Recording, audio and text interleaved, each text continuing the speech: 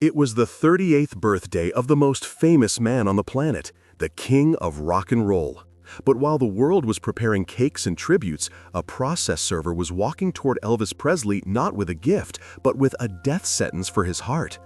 On that day, Priscilla didn't just make the end official, she chose the most symbolic date of all to say, "It's over." Why did she do that? And how, just a few months later, would this same couple walk out of the courtroom holding hands, singing love songs to each other while signing away the division of millions of dollars? Forget the cheap gossip. Today, we are going to enter the minds of Elvis and Priscilla during the darkest and most beautiful days of their lives. If you are a true fan, TCB, get ready. This story is going to change the way you hear the songs of '73. Elvis Nation, TCB. To really understand what happened between the king and his queen, we need to strip away the fantasy and look at the man behind the legend. There is a date branded into the history of rock, and it's not the day of a concert or an album release. It is January 8, 1973. For the rest of the world, it was a day to celebrate. Elvis Aaron Presley was turning 38. But inside the gates of Graceland, there was no mood for a party. There was a deafening silence. Because it was on this exact day, his birthday, that Priscilla Presley made the unimaginable official. She filed for divorce in the Superior Court of Santa Monica. Many fans to this day ask with deep sorrow, why Scylla? Why on his birthday? To understand this, we need to go back a bit in time and understand the gilded cage they lived in. The truth, which Priscilla herself revealed years later in her biography Elvis and Me, is that living with the king wasn't just glamour. It was living in a bubble, isolated from reality. Since she arrived at Graceland, still a teenager, she was molded to be the ideal woman for Elvis. She wore the clothes he chose, the makeup he liked, dyed her hair black to match his. She lived his life, slept on his schedule, and lived surrounded by the Memphis Mafia, the loyal but omnipresent friends who shielded Elvis from the real world. In February 1972, almost a year before this fateful birthday, the physical separation had already happened. Priscilla had left home.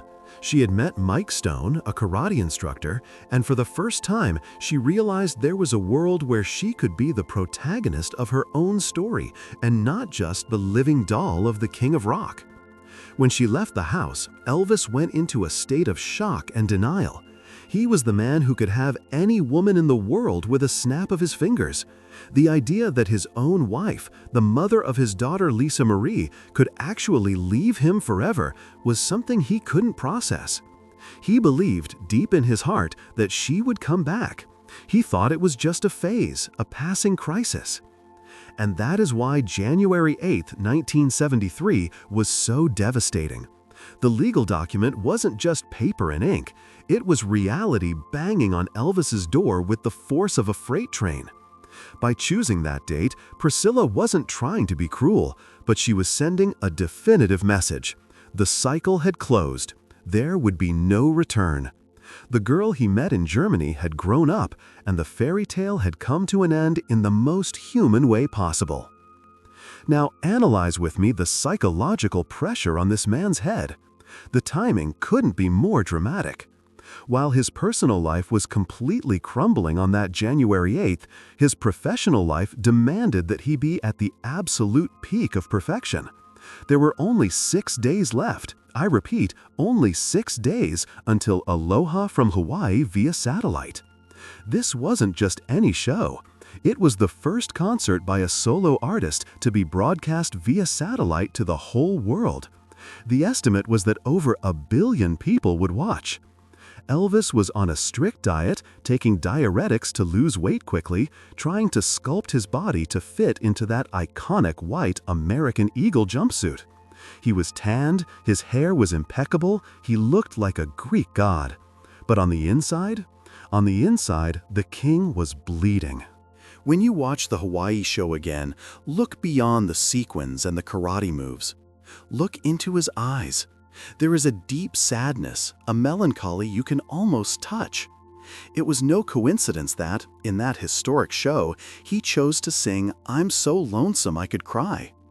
On that stage, in front of a global audience that idolized him, Elvis was experiencing the deepest loneliness of his life. He sang every note of that song with the pain of a man who had just received divorce papers as a birthday present. Before I tell you how the battle for the millions of dollars went down, I need to know your opinion as a fan. You, who must have watched Aloha from Hawaii 1,000 times, when you look at Elvis in that show, can you see that pain in his eyes? Or do you think he managed to disguise it all like a pro? Pause this video right now and comment down below. His eyes gave it away, or he hid it well. I want to see how the Elvis Nation views this historic moment. The irony is cruel. At the moment he became the biggest star in the galaxy, untouchable and omnipresent on TVs around the world, he was losing the only thing that kept his feet on the ground: his structured family. January 8, 1973 wasn't just the day of the divorce filing. It was the day Elvis's armor suffered its deepest crack. He proved to the world he was the greatest artist on earth on January 14th, but the man who walked off the stage that night knew that upon returning to the dressing room, professional victory wouldn't fill the void left by the woman he loved. And so, between the glare of the spotlights and the darkness of loss, began the final chapter of Elvis Presley's life. Now that we understand the initial shock of the divorce filing, we need to go behind the scenes of something that is rarely discussed with the depth it deserves: the battle that happened away from the spotlight, inside law offices, and, primarily, inside Elvis's tormented head. If January 8th was the earthquake, the following months were the aftershocks that almost brought down the king's emotional structure. We are talking about a period I call the Graceland Cold War. You need to understand Elvis Presley's mindset at that time. He was a Southern man, raised with extremely traditional values. For him, marriage was sacred, and the figure of the man as provider and protector was unquestionable. When reality set in and he realized that Priscilla wasn't just taking a break, but was actually building a life with another man, karate instructor Mike Stone, something inside Elvis broke. It wasn't just his heart, it was his pride. Reports from the Memphis Mafia, the friends and bodyguards who lived with him, paint a tense picture. Elvis oscillated between deep depression and bursts of intense rage. The idea of another man living with his daughter, little Lisa Marie, drove him distraught. It was in this climate of absolute tension that the financial negotiations began. And believe me, in the beginning, the situation was not friendly at all. The first lawyers tried to play hardball. The initial offer put on the table for Priscilla was around $100,000. It might seem like a lot of money for the time, but for the standard of living they had, and considering she would be raising the heir to the Presley throne, it was an amount her lawyers considered offensive. Priscilla knew she needed to guarantee Lisa Marie's future, and she didn't back down. For months, while Elvis traveled frantically on tours to escape the loneliness of Graceland, the lawyers waged this bureaucratic battle.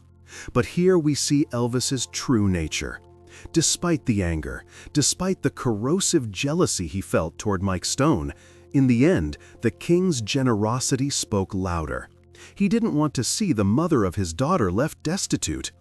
When the final deal was sealed, the numbers and assets transferred were impressive, demonstrating that even wounded, he wanted her to be okay. Let's look at the facts that show the size of this settlement. Priscilla received a cash payment hovering around $750,000. If we adjust that for today's inflation, we're talking about millions of dollars tax-free. Furthermore, she secured robust child support for Lisa Marie and half the value of the sale of the mansion they owned in Holmby Hills, California. But what really catches the fans' attention are the toys included in the split. Elvis insisted she leave motorized and in style. Priscilla took home a 1971 Mercedes-Benz, a 1969 Cadillac Eldorado, and a 1971 Harley-Davidson. He ensured that she and Lisa had comfort and safety. It was a final gesture of care, a way of saying, "You are leaving, but I'm still taking care of you." And how did Elvis handle all of this emotionally while signing these checks? Like every genius, he turned tragedy into art. It was during this turbulent period of 1972 and 1973 that Elvis went into the studio and recorded what I consider the most beautiful goodbye letters in music history. You know the hits, but you need to listen to the lyrics with this context in mind. The song Always on My Mind, recorded in March 72, right after the physical separation, gained crushing weight in 73. When he sings, "Maybe I didn't treat you quite as good as I should have," he is admitting his failures, his absences, the lost nights. It is a public and eternal apology. But the song that truly cuts to the heart, and which was released as a B-side to a single exactly during this time, is Separate Ways. The lyrics are devastating because they speak directly about the child in the middle of the divorce. Elvis sings, "Someday when she's older, maybe she will understand why her mom and dad can't live together." He recorded this thinking of Lisa Marie. Imagine the pain of a father singing about explaining the end of the family to his little daughter. These songs weren't just commercial products. They were the open diary of a man who was losing his safe harbor.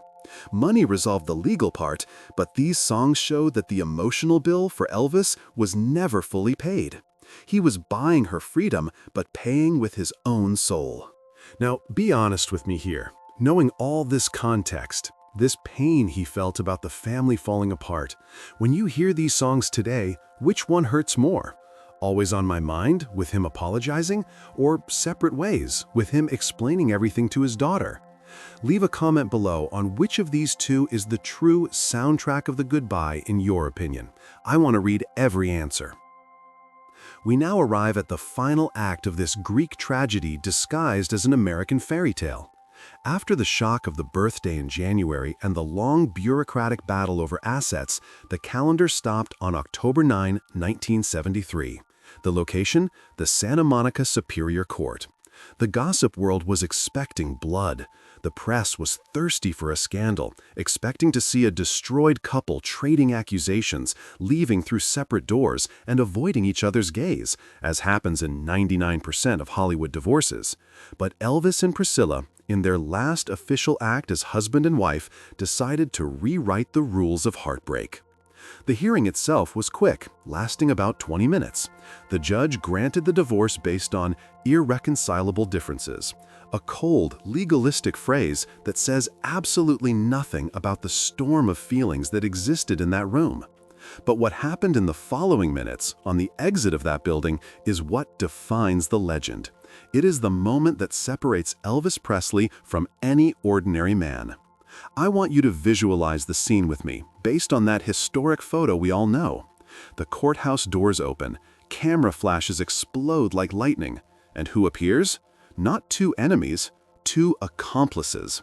Elvis, wearing an impeccable dark gray suit and his inseparable sunglasses, walks beside Priscilla.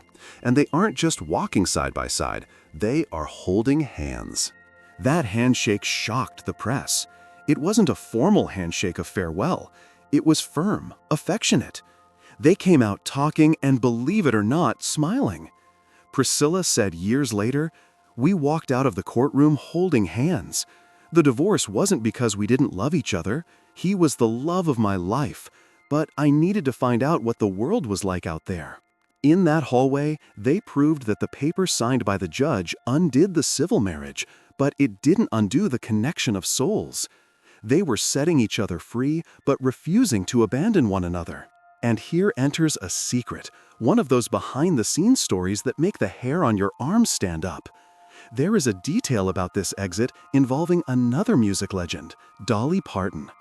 Dolly herself recounted that Priscilla revealed an intimate moment to her that happened right there, away from the reporters' microphones, but close enough to be etched into eternity. As they walked down those steps, under the pressure of the final moment, Elvis leaned in toward Priscilla and sang softly, just for her to hear, a line from I Will Always Love You. At that time, Dolly's song was new, but the message was timeless. Elvis, the man who expressed everything through music, chose those words to say his romantic goodbye. He wasn't singing for an audience. He was singing for the only woman who truly knew the man behind the myth. It was his way of saying, "You are free, but you will always be mine." What happened in the following years confirms that walking out holding hands wasn't theater. They didn't become strangers. On the contrary, the relationship evolved into a deep and, at times, painful friendship. Priscilla continued to visit Graceland, bringing Lisa Marie to see her father. And, the most touching part, they spoke on the phone constantly. There are reports that Elvis would call her in the middle of the night, often to vent about his anxieties, his fears, and even his new relationships. He sought in her the comfort that only someone who had lived in the eye of the hurricane with him could offer. Many biographers and fans believe that Elvis's physical and emotional decline, which accelerated drastically between 1974 and 1977, had a deep root in this separation. He tried to fill the void in Graceland. He had significant girlfriends, like Linda Thompson, who took care of him with great love, and Ginger Alden. But the figure of the little one, as he called Priscilla, was irreplaceable. The family structure was Elvis's anchor, and without it, the ship was set adrift. Elvis Presley lost his wife in 1973, but he never lost his Scylla. That day at the courthouse taught us a valuable lesson. The end of a relationship doesn't have to be the end of respect and love. They showed us that it is possible to let go and continue loving. When we look back at the tragedy that would be Elvis's death just 4 years later, that handshake at the courthouse gains even greater weight. It was the beginning of the end for him, but it was also the definitive proof that in the king's heart there was only room for one queen. And it is this love story, imperfect, painful, and real, that keeps their legacy alive today. And you, do you believe history could have been different if they hadn't let go of those hands? Think about it. And it is exactly because of stories like this that his memory will never fade. We know that Elvis didn't die. He lives in every chord, in every videotape, and especially in the heart of every single one of you who watched until here. If you are part of the true Elvis Nation and want to keep entering the gates of Graceland with us, subscribe to the channel right now and hit the notification bell. We have a lot of confidential files and emotional stories of the king to reveal, and you won't want to miss the next chapter. If this video moved you or taught you something new, give it a big like. It's your way of showing YouTube that the king is still in charge, and it helps us take this message to more fans. And don't let this story die here. Share this video in the family group chat with that friend who loves rock and roll, or with anyone who needs to know the incredible human being that existed behind the superhero cape. Thanks for the company and for keeping the flame alive. As the king himself would say, thank you very much. TCB everyone, see you next time.